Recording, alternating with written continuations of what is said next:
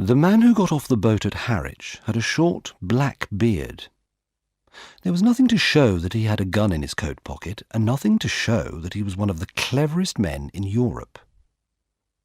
He was Valentin, the chief of the Paris police and the most famous detective in the world. He was coming from Brussels to London to make the most important arrest of the century. Flambeau was in England, and the police of 3 counties were trying to catch this famous thief. In London, there was a big meeting of priests from all over the world, and Valentin was guessing that Flambeau would use this meeting for some criminal plan or other. Flambeau was strong and clever, and he enjoyed a joke. Once, he ran down the Rue de Rivoli with a policeman under one arm. But how was Valentin to find Flambeau? There was one thing to help him. Flambeau could put on other clothes or change the way he looked, but he was a very tall man and could not hide it. Because of this, Valentin was sure that Flambeau was not on the boat. He was also sure that Flambeau did not get on the train going from Harwich to London. Only 6 other people got on during the journey. 1 short railwayman, 3 short farmers, 1 very short woman, and a very short priest going up to London from an Essex village. When Valentin saw this last person, he almost laughed. The little priest had a round, simple face. He had several parcels which he found difficult to keep together, and a large umbrella which often fell to the floor. Many priests would be coming to London that day, Valentin thought, coming from their quiet little towns and villages. This one was explaining to everyone that he must be careful because he was carrying something made of real silver with blue stones in one of the parcels. He got off the train at Stratford in East London with all his parcels, and came back for his umbrella. When he did, Valentin warned him not to tell everyone about his silver with blue stones. The detective was looking for people who were at least 2 meters tall, because Flambeau was several centimeters taller than this. He got off the train in central London and went to the London police to ask for help if he needed it. Then he went for a long walk. He stopped suddenly in a quiet square. On one side, the buildings were higher than the rest, and there was a small restaurant between the tall houses. It stood high above the street, with steps going up to the front door. Valentin stood looking at it, smoking a cigarette. When he was looking for a criminal, if he had a clue, he followed it. If he had no clue at all, he followed his own feelings. A man must begin somewhere, and something about the quiet little restaurant made Valentin want to start there. He went up the steps, sat down by the window, and asked for a cup of coffee. A few minutes later, Valentin was lifting the cup to his lips, but he put it down quickly. "I've put salt in it," he said, and he looked at the bowl of silvery powder. It was a sugar bowl. So why did they keep salt in it? There were 2 full salt cellars on his table. What was in them? He tasted it. It was sugar. He looked around. Except for 1 or 2 dark wet stains on the white wall, there was nothing at all strange in that place. Valentin called the waiter and asked him to taste the sugar. The waiter was half asleep, but he woke up when he tasted the sugar. "Do you play this joke on your customers every morning?" asked Valentin. The waiter did not know what to say. Then suddenly he said, "It was the 2 priests." "What 2 priests?" said Valentin. "The 2 priests who threw soup at the wall over there," replied the waiter. Valentin looked again at the dark wet stains. "The 2 of them came in and drank soup here very early this morning," the waiter explained. "They were both very quiet. One of them paid the bill and went out. The other took several more minutes to get his things together. Then he picked up his cup, which was only half empty, and threw it at the wall. I was in the back room, but I ran out to find the restaurant empty. I tried to catch them in the street, but they were too far away. They went round the corner into Carstairs Street. The detective jumped to his feet, put on his hat, and paid his bill. A moment later, he was outside. He walked round into the next street. Although he was excited and in a hurry, Valentin saw something in the front of a shop that made him stop. The shop sold fruit, and there were some oranges and some nuts at the front. They each had cards with writing on them. The card on the nuts said, "Best oranges, 2 for a penny." The card on the oranges said, "Best nuts, 4 pence for a bag." Valentin looked at the 2 cards. "I've seen this kind of joke before," he thought. He told the man in the shop about the cards. The man said nothing, but he put the cards in the right places. "Can I ask you a question?" said Valentin. "If 2 cards in a shop are in the wrong places, how are they like a priest's hat that has come to London for a holiday? Or, why do nuts that are said to be oranges make me think of 2 priests, one tall and the other short?" The man in the shop looked angry. "Are you a friend of theirs?" he said. "If you are, you can tell them that I'll bang their stupid heads together if they knock over my apples again." "Did they knock over your apples?" asked the detective. "One of them did," said the man. "Which way did they go?" asked Valentin. "Up that second road on the left-hand side, and then across the square," answered the man. "Thanks," said Valentin, and hurried away. On the other side of the second square, he found a policeman. "Have you seen 2 priests?" he asked. The policeman laughed. "I have, sir. One of them stood in the middle of the road, dropping parcels everywhere." "Which way did they go?" asked Valentin. "They went on one of those yellow buses over there," answered the policeman. "Those that go to Hampstead." Valentin told the policeman who he was, then said, "Call 2 of your men to come with me." In 2 minutes, an inspector and another detective arrived. "Well, sir," began the inspector, "how—" "I'll tell you at the top of that bus," said Valentin. When the 3 of them were sitting on the top seats, the inspector said, "A taxi is quicker." "True," said Valentin, "but we don't know where we're going. All we can do is look for some strange thing." "What kind of strange thing?" asked the inspector. "Any kind of strange thing," replied Valentin. The yellow bus went slowly up the road to the north of the city. The French detective became quiet. Lunchtime came and went, and the long roads seemed to go on forever. Valentin sat silently and watched everything that went by. The 2 other detectives were almost asleep when he suddenly shouted. They quickly followed Valentin off the bus without knowing why. "Over there," said Valentin. "The place with the broken window." He was looking at a restaurant. It had a large window with a hole in the middle of the glass. "How do we know that the window has anything to do with them?" asked the inspector. Valentin became angry. "No," he said. "We can't know. But don't you understand? We must either follow one wild chance or go home to bed." They followed him into the restaurant where the 3 of them ate a meal at a small table. Valentin looked at the little star of a broken glass, but learned nothing from it. "Your window is broken," he said, paying his bill. "Yes, sir," replied the waiter. "It was very strange how it happened."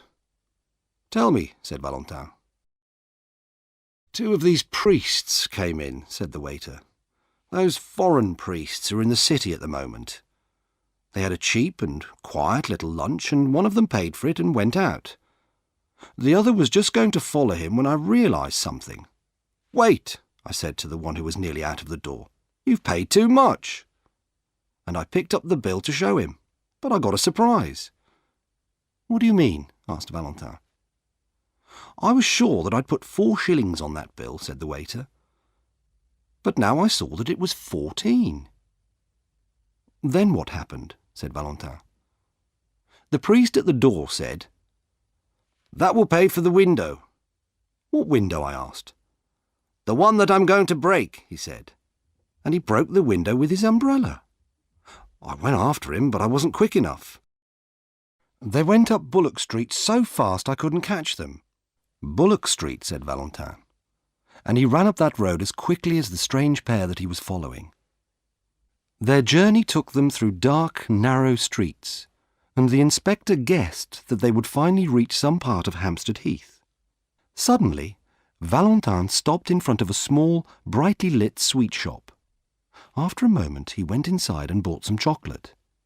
He began to ask the shopwoman a question, but she spoke first.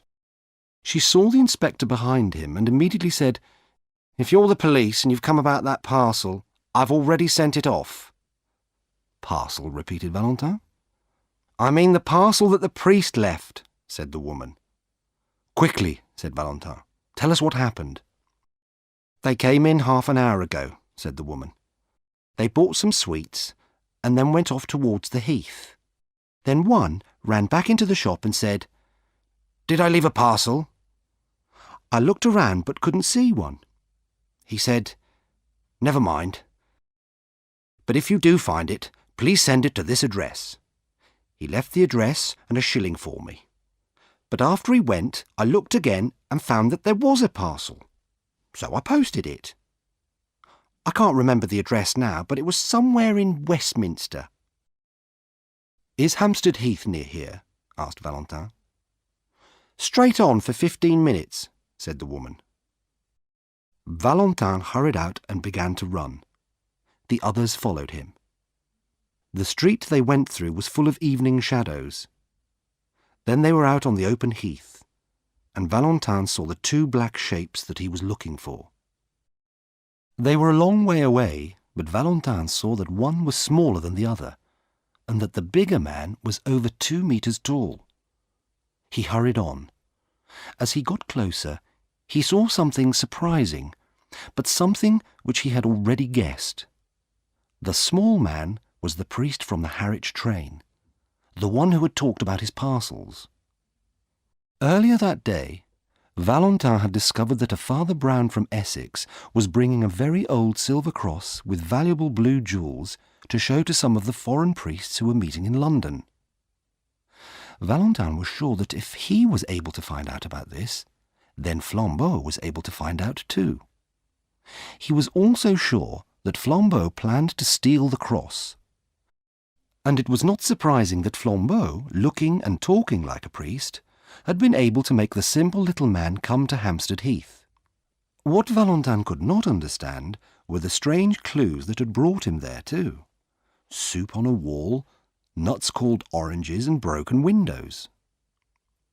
The detectives followed the two across the wilder part of the heath, then lost them for a few minutes. When they saw them again, the two priests were sitting on a seat, having a serious conversation. Valentin and his friends hid behind a tree and listened to them talking. It was then that Valentin began to wonder if he was right. The two men on the seat were talking calmly about the ideas of their church. Valentin could almost hear the other two detectives laughing at him. They had come all this way only to listen to the talk of two gentle old priests. Father Brown was speaking. "Look at the stars, like jewels in the sky. But even in those other worlds there must be some laws of reason and goodness." Valentin was about to move away, but the words of the tall priest stopped him. "Who can understand the mystery of the stars?" Then he added calmly, "Just give me the silver cross, will you? We're all alone here, and I could pull you to pieces easily." The small priest did not move. He continued to look up at the stars. Perhaps he had not understood, or perhaps he was too afraid to move. "Yes," said the tall priest in the same low voice. "I am Flambeau. Now give me that cross." "No," replied the other priest. Flambeau suddenly laughed, "No, you won't give it to me, you simple little priest," he said, "because I already have it in my pocket." The small man looked at him. "Are you sure?" Flambeau laughed again. "Yes, you stupid man. I knew which of your parcels contained the jewelled cross, so I made a careful copy of the parcel, and now you, my friend, have that copy parcel, and I have the jewels. It's easily done, Father Brown, easily done." Father Brown did not look worried. "Yes, very easily.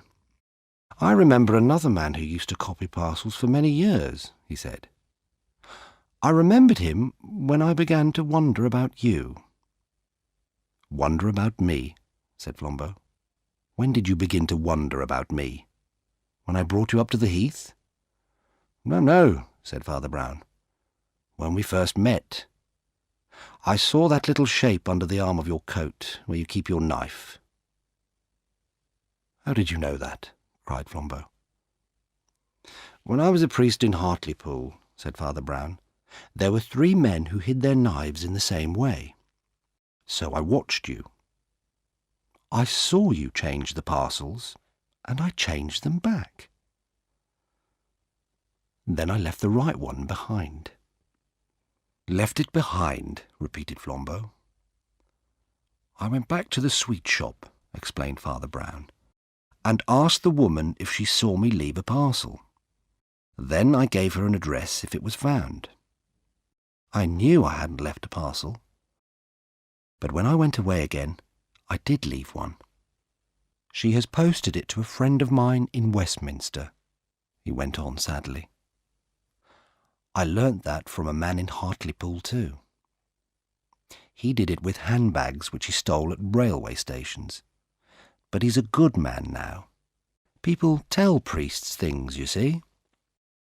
Flambeau pulled a parcel from his pocket and opened it. There was only paper and stones inside it. He jumped up angrily and shouted, "I don't believe you. You've got the silver cross on you, and I'm going to take it from you." "No," said Father Brown, and he stood up. "You won't take it from me. First, because I really haven't got it, and second, because we are not alone. Behind that tree are 2 strong policemen and the cleverest detective alive. How did they come here? I'll tell you. I wasn't sure if you were a thief, so I tried several things. A man usually says if he finds salt in his coffee. If he doesn't, he has a reason for keeping quiet. I changed the salt and sugar, and you kept quiet. A man usually says if his bill is too big. If he doesn't, he has a reason for saying nothing. I changed your bill, and you paid it." Flambeau did not seem to be able to move. "I wanted to be sure the police could follow us," Father Brown went on. "At every place we went to, I did something which people would talk about. Only little things. A soup stain on a wall, some apples that were knocked over, a broken window. But I saved the cross." "How do you know all these things?"